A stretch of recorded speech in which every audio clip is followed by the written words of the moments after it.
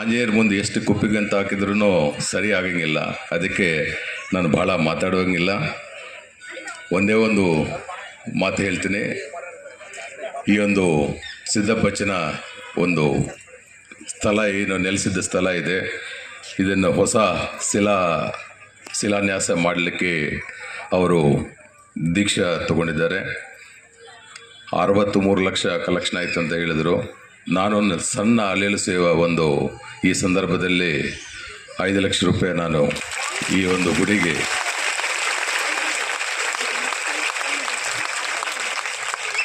ನಾನು 5 ಲಕ್ಷ ಕೊಟ್ಟಿದ್ದರು 5,000 ಕೊಟ್ಟಿದ್ದವರು ಇನ್ನೂ ಪುಣ್ಯವಂತರು ಅಂತ ಹೇಳ್ಬೋದು. ಯಾಕಂದರೆ ದೇವರು ನನಗೆ ಕೊಟ್ಟಿದ್ದರಲ್ಲಿ ನಾನು ಸ್ವಲ್ಪ ಕೊಡ್ತಾ ಇದ್ದೀನಿ. ಆದರೆ 5,000 ಕೊಟ್ಟಿದ್ದವರು ಅವ್ರ ಗಳಿಕದಲ್ಲಿ 5,000 ಕೊಡ್ತಾ ಇದ್ರಲ್ಲ, ಅವರು ಪುಣ್ಯವಂತರಂತ ನಾನು ಹೇಳ್ತೀನಿ.